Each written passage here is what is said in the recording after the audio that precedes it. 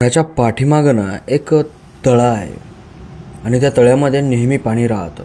कमीत कमी 1.5 ते 2 पुरुष पाणी राहतं. तळं काय असं फारसं मोठं नाही, पण 12 महिने त्या तळ्यामध्ये पाणी राहतं. पण त्या तळ्याचं आणि माझं नातं खूप भयंकर आहे. आतापर्यंत मला समजलं नाही, पण माझ्यासोबत असं नेहमी होते. कधीकधी मी माझ्या घरामध्ये झोपलेला असतो आणि अचानक मला अर्ध्या रात्री आवाज येतो त्या तळ्याकडून. तळ्यामध्ये एखादा माणूस बुडताना कसा आवाज येतो, भडल भडुल भडल भडल भडल भडल, तशा प्रकारचा आवाज कानावर येतो. तर कधीकधी असं वाटतं की तळ्यामध्ये कोणीतरी काहीतरी जोरात फेकलंय, टुपूड, अशा प्रकारचा आवाज मला येतो. आणि जेव्हा पण मी उठून बघतो घड्याळीमध्ये टाईम, तर अर्धी रात्र तर ओलांडून गेलेलीच असते. ज्या तळ्याकडून माझ्या घराची खिडकी असते, ती खिडकी उघडून मी जेव्हा तळ्यामध्ये बघतो त्यावेळेस सगळे आवाज शांत होतात आणि त्या तळ्यामध्ये एक डोकं दिसतं, एक मुंडकं. आणि त्या मुंडक्याकडे पाहिल्याच्या नंतर असं वाटतं की त्याच्या खालचं जे शरीर आहे ना, ते पूर्णपणे पाण्यामध्ये आहे आणि पाण्याच्या बाहेर फक्त ते एक मुंडकं. आणि ते पण इतकं भीतीदायक दिसतं की खूपच भयानक. त्या मुंडक्यावर एक मुकुट असायचं. ते मुकुट माणसांच्या हाडकाने बनवलेलं मुकुट होतं. त्या मुकुटच्या चारी बाजूने माणसाचे बोट दिसायचे असे लावलेले, आणि त्या बोटांना असं वाटायचं की मासाच्या धागा तयार केला आहे आणि त्या मासाच्या धाग्याने ते सगळं मुकुट विणलंय आणि ते त्या मुंडक्यावर आहे. मुंडक्याला एकही केस नव्हता, पूर्णपणे टकलं. त्याचे डोळे हिरवेगार दिसायचे. असं वाटायचं जे फेदोडी असते ना पाण्यामध्ये निघलेली, त्या फेदोडीमध्ये जर आपण लाईट लावला एखादा तर त्याचा कलर कसा असतो, हिरवागार. तशा प्रकारचा हिरवेगार डोळे त्या मुंडक्याचे दिसायचे. त्याचे कानं एखाद्या फुलपाखराचे पंख असतात ना, तशा प्रकारचे दिसायले, हत्तीसारखे. तेवढ्याले मोठे नाही, छोटे छोटे, पण त्या टाईपचे होते. ते हसलं की पूर्ण त्याचं तोंड काळाभोर दिसायचं. मधात दात कुठलाही दिसायचा नाही, कुठलाही प्रकाश दिसायचा नाही, फक्त काळोख दिसायचा ते हसलं की. आणि ते माझ्याकडे बघत बघत हसत हसत हळूवार त्या पाण्यामध्ये बुडून जायचं. रोज असं मला स्वप्न पडायची, रोज. आणि मला माहिती नाही की हे स्वप्न होते की खरं होतं, पण 90% मला असं वाटतं की हे स्वप्न नव्हतं. कारण हे स्वप्न तेव्हा चालू झालं जेव्हापासून मी ते एक काम केलं जे की मला नको करायला हवं होतं. एक असं काम ज्याने माझं पूर्ण आयुष्य बर्बाद करून टाकलं, ज्याने माझी जगण्याची इच्छा पूर्णपणे मारून टाकली होती. मला मरण्याची खूप जास्त इच्छा होती, पण मरण येत नव्हतं. मी प्रत्येक प्रयत्न करून पाहिला, पण मी वाचलो. प्रत्येक प्रयत्न, कुठलाही असो तो. या सगळ्या गोष्टींची सुरुवात 2 वर्षा अगोदर होतोय. 2 वर्षा अगोदर माझ्या वडिलांनी मला एक बिझनेस टाकून दिला, एक दुकान टाकून दिलं, एक पुस्तकाचं दुकान, ज्यामध्ये मी पुस्तकं घ्यायचो आणि विकायचो. बरेच लोक यायचे आणि पुस्तकं खरेदी करून जायचे. नॉर्मलचं दुकान होतं, मिडल क्लास फॅमिली होती, त्यामुळे काही जास्त मोठाले स्वप्न नव्हते. जे होते ते छोटे छोटेच होते. आणि माझ्या स्वप्नाने एवढं छोटं माझं दुकान होतं. खूप चांगल्या चांगल्या विचारांचे लोक यायचे, चांगली चांगली पुस्तकं घेऊन जायचे. आणि काही लोक असेही यायचे जे खूप घाणेरडे पुस्तकंसुद्धा घेऊन जायचे. पण त्या दिवसांमध्ये ना एक मुलगी माझ्या दुकानावर यायला लागली, जिचं नाव प्रियंका असं होतं. दिसायला ॲव्हरेज होती, पण मनमोहक होती. ती दुकानामध्ये आलं की असं वाटायचं की दुकानामध्ये मी सुगंध टाकलाय काय की. सुगंध पसरायचा ती आली दुकानात की. तिच्या चेहऱ्याकडे बघितलं कसं वाटत होतं तिच्याकडे नुसतं बघत राहावं. जेव्हा तिचा चेहरा समोर यायचा ना, तेव्हा डोक्यामध्ये कुठलाही विचार नाही यायचा. फक्त असं वाटत होतं की तिचा चेहरा बघत राहावं, फक्त वाटत होतं तिचा चेहरा बघत राहावं. ती कित्येक वेळा दुकानात आली, कित्येक वेळा पुस्तक घेऊन गेली. कित्येक वेळा पुस्तकं वापस आणून दिली, पुन्हा दुसरे घेऊन गेले. तिच्या येण्या जाण्यावरून असं वाटत होतं की तिला वाचनाची खूप जास्त सवय आहे आणि आवडही आहे. ती मला विचारायची की मी आज कोणतं पुस्तक घेऊन जाऊ, कोणतं चांगलं राहील. आता मला तेवढी काय फार आवड नव्हती, पण मला पुस्तकं जमा करण्याची आवड होती. आणि मी तिला सांगायचो, आणि मी जे पुस्तक तिला सांगितले ते तिला फार आवडायचं. ती 2-4 दिवसाला वापस यायची आणि म्हणायची, तुम्ही सांगितलेलं पुस्तक खूपच छान होतं. मला जास्त आवडायला लागलं ती पुस्तक. तशाच प्रकारचं अजून एखादं पुस्तक असेल तर सांगा ना. आणि मी जास्त करून त्या मुलीला ज्या कविता असतात ना, त्या प्रकारची काही पुस्तकं असतात तशी पुस्तकं सजेशन करायचो. आणि ती तशी पुस्तकं नेऊन वाचायची. काही दिवसाच्या नंतर मी फक्त तिच्यासाठी स्पेशल पुस्तकं आणायला सुरुवात केली आणि तिला सांगायला सुरुवात केली की हे पुस्तकं आहेत, ते वाचा, हे वाचा. असं वाटत होतं की मी फक्त माझं पुस्तकाचं दुकान तिच्यासाठीच उघडून ठेवलं आहे. मला ती चांगली वाटायला लागली होती आणि कदाचित तिलाही मी चांगला वाटायला लागलो होतो. हळूहळू आमची मैत्री झाली. आतापर्यंत तर आम्ही पुस्तकाच्या दुकानामध्ये भेटत होतो, पण आता पुस्तकाच्या दुकानाच्या बाहेर सुद्धा भेटायला लागलो. गार्डनमध्ये, कोणत्यातरी हॉटेलवर, कधी कधी चाय पिताना. मैत्री घट्ट झाली. पण माहीत नव्हतं की माझी मैत्री ही प्रेमामध्ये परिवर्तित होईल आणि आम्हाला एकमेकांवर प्रेम होईल. ती माझ्यावर एवढं प्रेम करायची ना, ती मला म्हणायची की तू ना माझ्यासाठी माझं आवडतं पुस्तक आहेस, ज्याला मी अख्खं आयुष्यभर कधीच सोडणार नाही. आणि मला ती नेहमी म्हणायची की मला तुला वाचायला फार आवडते. तू माझ्यासाठी एवढा किमती आहेस ना की देव जर खाली आला आणि मला म्हणाला की आज तुझा आखरीचा दिवस आहे, तू या आखरीच्या दिवसामध्ये काय करणार आहेस, मी देवाला म्हणेल की मी फक्त तुझा हात धरून एका जाग्यावर बसणार आहे, कारण की तू माझ्यासाठी खूप जास्त किमती आहे. तिचं असं बोलणं ऐकून मला समजलं की ही ना माझ्यावर खूप जास्त प्रेम करते, खूप जास्त. आणि मीही तिच्यावर खूप जास्त प्रेम करायचो. आम्ही ठरवलं एकमेकांसोबत आम्हाला लग्न करायचे, एकमेकांच्या आयुष्यामध्ये आता पक्क राहायचे. 1 मिनिट, 1 सेकंद कधीच एकमेकांना सोडायचं नाही. लग्न करायचं आणि मरेपर्यंत एकमेकांच्या सोबत राहायचं. आमचा दोघांचा हा निर्णय होता. माझे बाबा थोडेसे रागीट स्वभावाचे होते, पण माझं भलं ज्या जागेवर आलं ना, मी ज्या जागेवर खुश राहील असं त्यांना वाटलं ना, तर ते त्यांचा राग सोडून द्यायचे. आणि इथंही तसंच झालं. माझे बाबा आमच्या लग्नाला राजी झाले आणि आमचं लग्न लावून दिलं.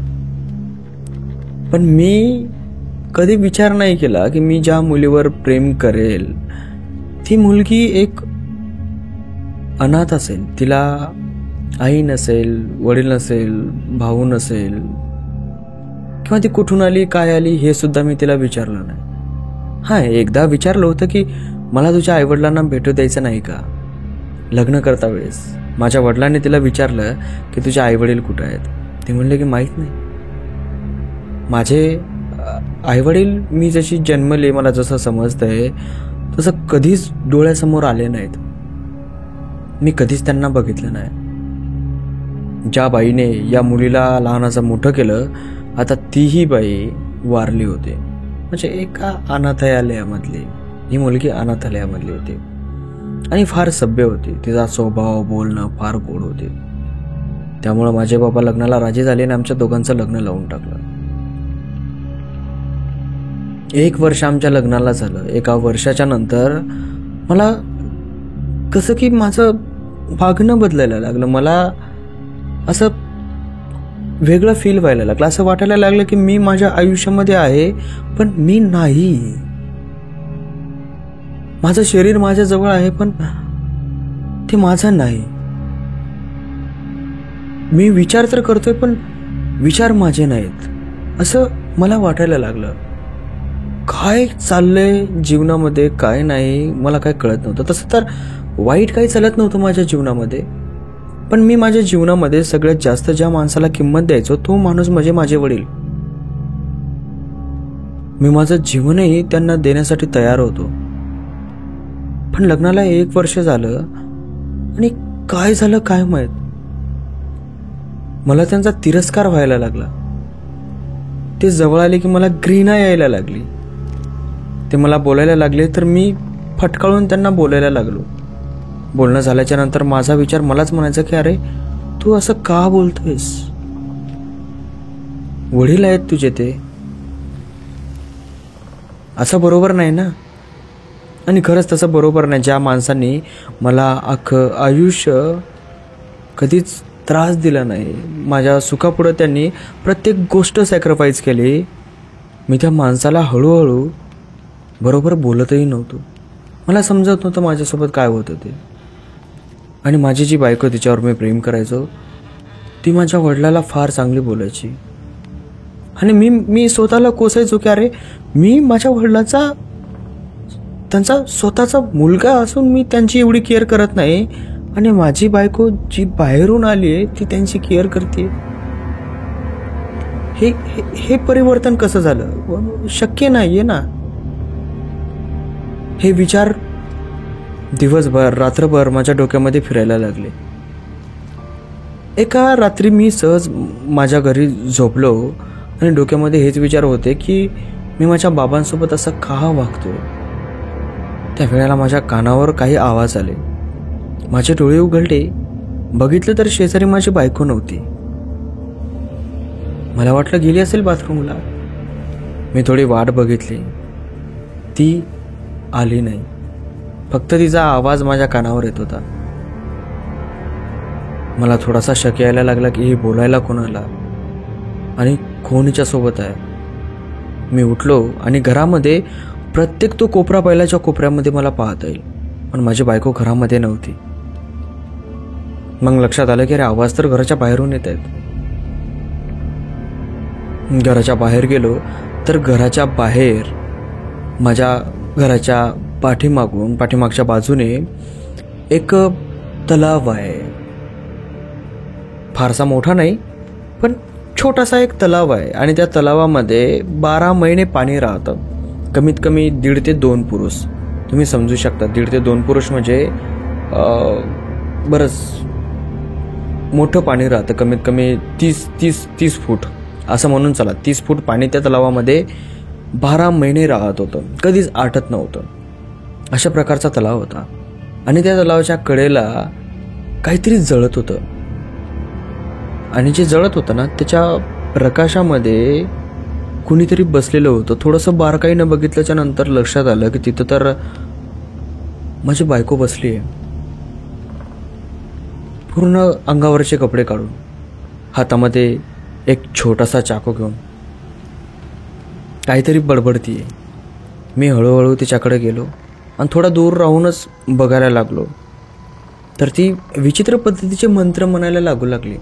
आणि तिच्या समोर ना माझ्या प्रत्येक वस्तू होत्या, प्रत्येक वस्तू, त्या वस्तू ज्या मी रोज डेली लाईफमध्ये वापरतो.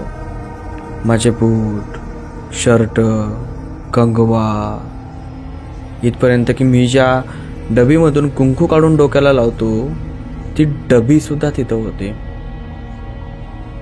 आणि ती त्या सगळ्यांवर मंत्र टाकत होती, भारत होती असं वाटत होतं. लिंबू घ्यायची, एका वस्तूवर कापायची आणि पलीकडे फेकून द्यायची. लिंबू घ्यायची, दुसऱ्या वस्तूवर कापायची आणि समोर लागलेल्या जाळामध्ये फेकून द्यायची. लिंबू घ्यायची, तिसऱ्या वस्तूवर कापायची आणि इकडच्या बाजूने फेकून द्यायची.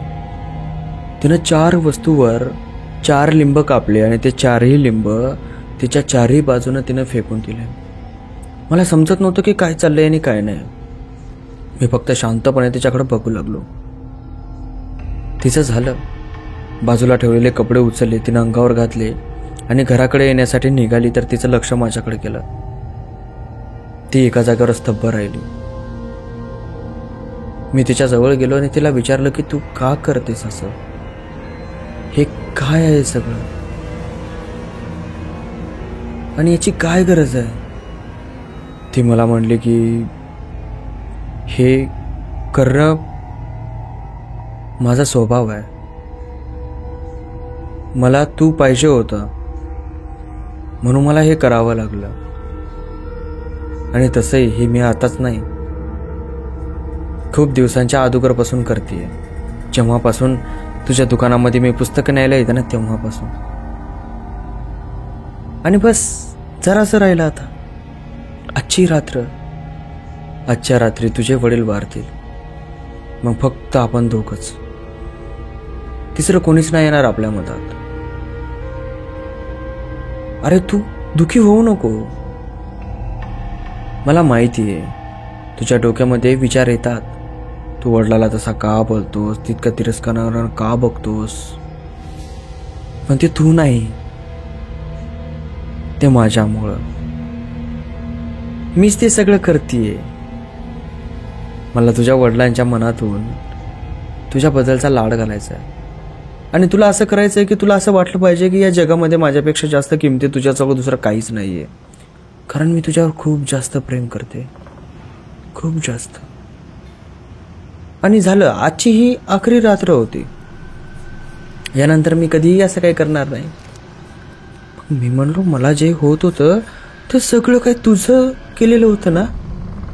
मला असं वाटत होतं की माझं शरीर असून माझं नाहीये, माझे विचार असून माझे नाही, हे सगळं काही तू करतीस ना. ती हळू वारा असली आणि म्हणली हो, मीच करते. पण मी प्रेम करते ना तुझ्यावर. मला तू पाहिजे. मी तुझं नुकसान काही नाही करणार. माझ्या जवळची सिद्धी आहे ना, या सिद्धीमध्ये तू माझ्यावर खूप जास्त प्रेम करणार आहेस. बस आजची रात्र. मी तिला म्हणलं की अरे आजची रात्र म्हणजे काय? तू तू माझ्या वडिलांना मारणार आहेस का? नको मारू, नको करू असं. ती पुन्हा हसली आणि म्हणली काय होतंय, एक दिवस सगळ्यांना मरायचंय. आज तुझे वडील मेले म्हणून काय झालं? कोणाला काही समजणार नाही की मी केले म्हणून. नको भिऊ. तिनं असं म्हणल्याच्या नंतर मला राग आला. मी जोरात बोलणारच की ती म्हणली की आवाज जास्त करण्याचा प्रयत्न करू नको.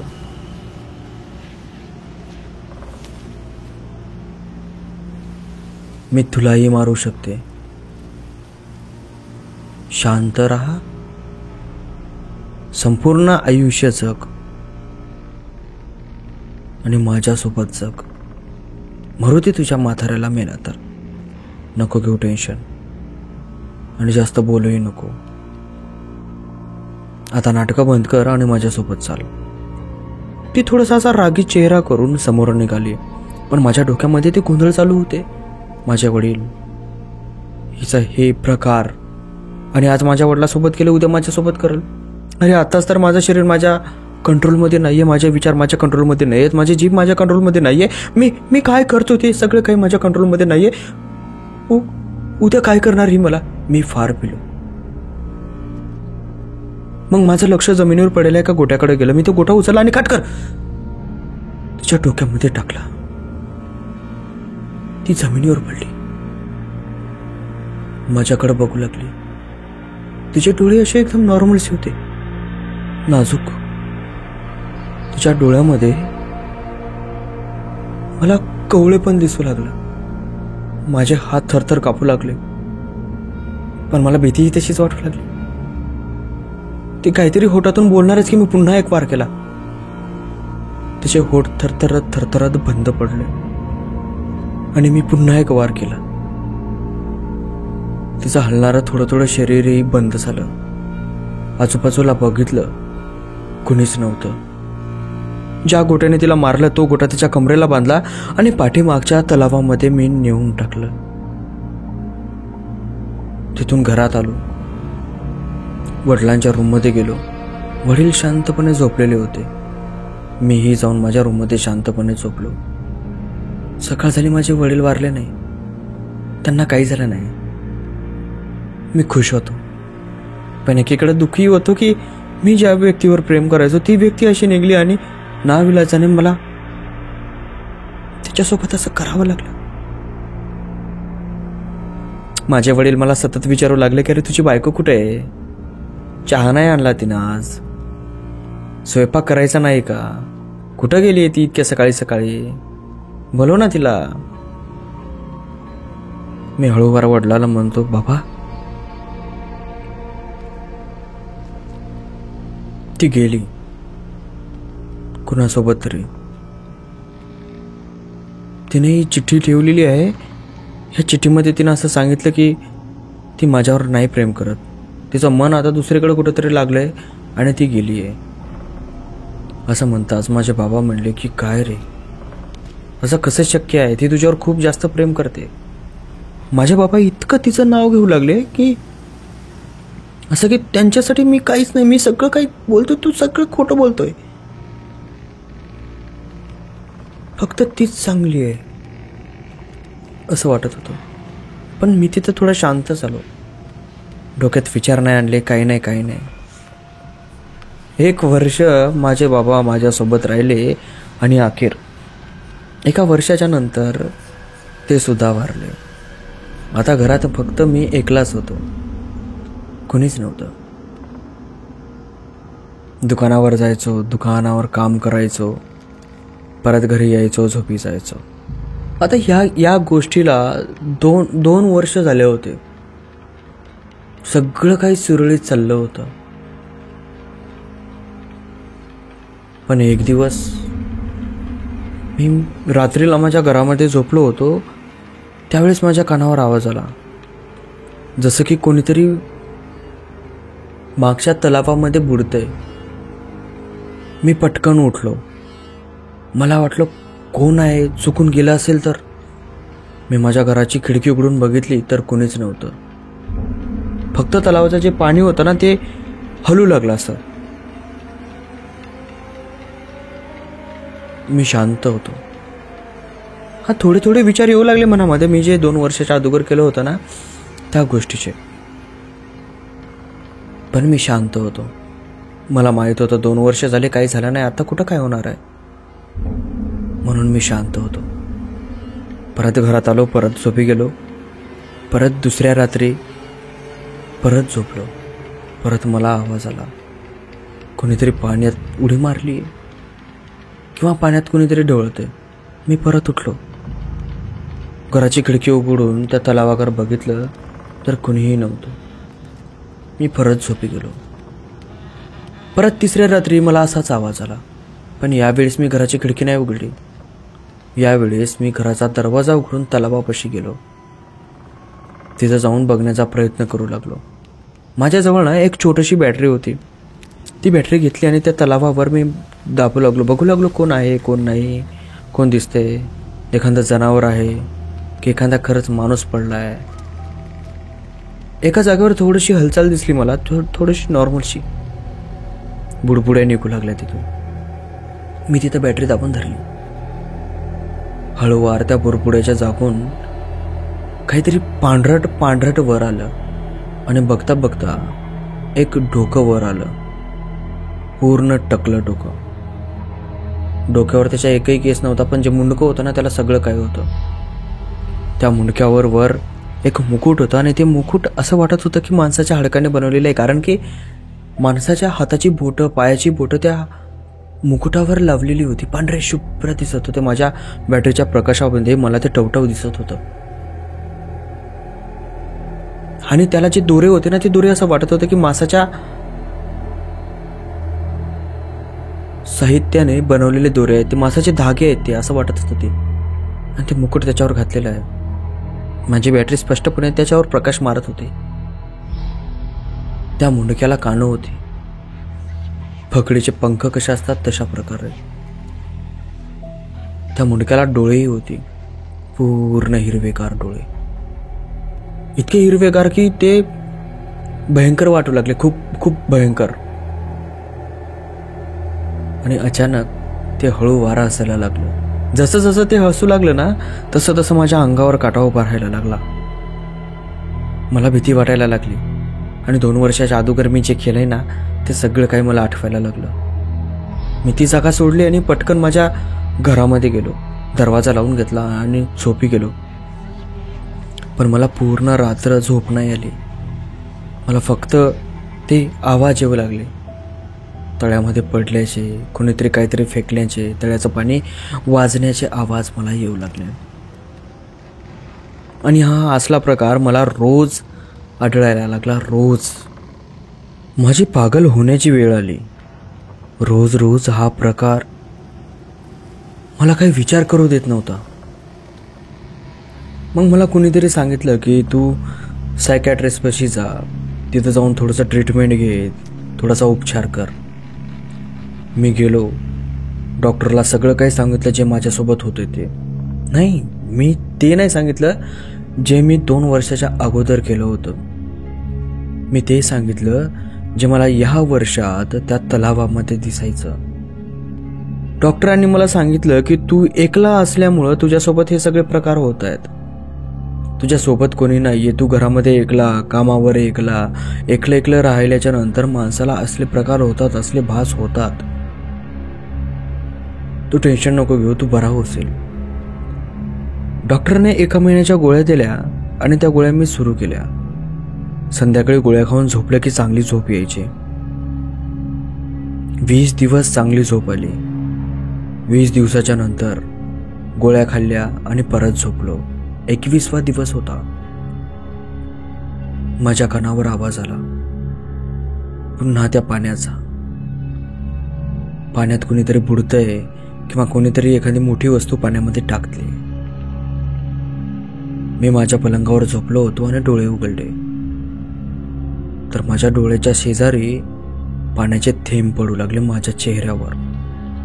माझी नजर सरळ वर गेली. काहीतरी चिटकल्यागत होतं वर छताला. मी माझ्या रूम मधलं बटन टाकलं लाईटाचं. लाईट लागला आणि मी जोरात ओरडलो, कारण छताला लटकलेलं दुसरं कोणी नव्हतं, ती माझी बायकोच होती.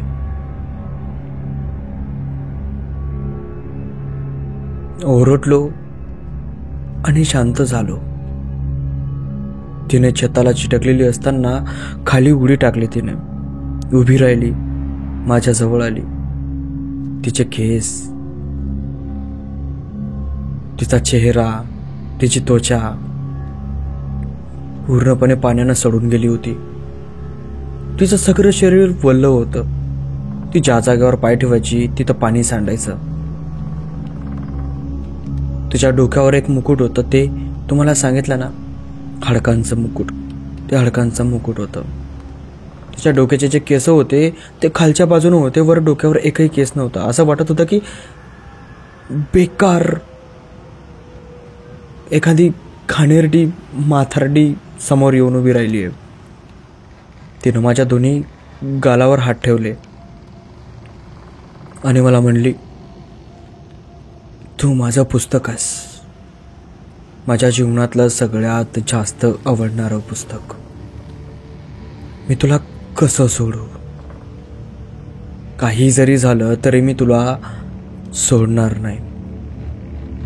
मरण जरी आलं ना आणि देव म्हणला ना की आखरीचा 1 दिवस उरलाय, तू काय करणार आहेस? मी त्याला सरळ सांगेल की तुझ्या हातात हात घालून शांतपणे बसून राहील. तू जे केलंस मी त्याच्यावर नाराज नाहीये, पण जे तू करतोयस त्याच्यावर नाराज आहे. मला तुला बघायचंय, मला तुझ्या सोबत राहायचंय आणि तू माझ्यापासून दूर जाण्याचे प्रयत्न करतोस. जेव्हा जेव्हा मी तुला बोलवेल ना तेव्हा तेव्हा तुझ्या घराची खिडकी उघडी करून माझ्याकडे बघत जा. मी तुला बघत जाईन, काही करणार नाही मी तुला. असं बोलून ती मला सोडून गेली आणि नंतर काही दिसलं नाही समोर. ना कुठं पडलेलं पाणी दिसलं, ना काही छताला चिटकलेलं दिसलं. मी त्या रात्री पुन्हा शांत झोपी गेलो आणि माझं डोकं विचार करू लागलं की तुझा तो भास नव्हता, नाही तुझ्या डोक्याची काही आकृत्या होत्या. ते सगळं काही सत्य होतं. आणि मी तयार झालो दुसऱ्या दिवशी. दुसरी रात्र आली, झोपलो. पुन्हा रात्री माझ्या कानावर आवाज आला. पुन्हा उठलो, खिडकी उघडली. पुन्हा ते मुंडकं मला त्या पाण्यात दिसलं. मी बघितलं, ते मुंडकं माझ्या बायकोचं होतं. आणि ते प्रत्येक रात्री मला दिसतं, माझ्याकडे बघून हसते. आता हसता हसता स्टोरीचा इथंच अंत करूयात. स्टोरी चांगली वाटली असेल तर स्टोरीला लाईक करा, चॅनलला सबस्क्राईब करा. पण करा काही का असना, एखादं पुस्तक फेकून मारा, नाहीतर काहीतरी फेकाळून मारा. हाडकाचा मुकुट का मारणं, पण यार ते सबस्क्रायबरवाले जे बटन आहे ना, ते दबल्या गेलं पाहिजे. चांगलं वाटतंय.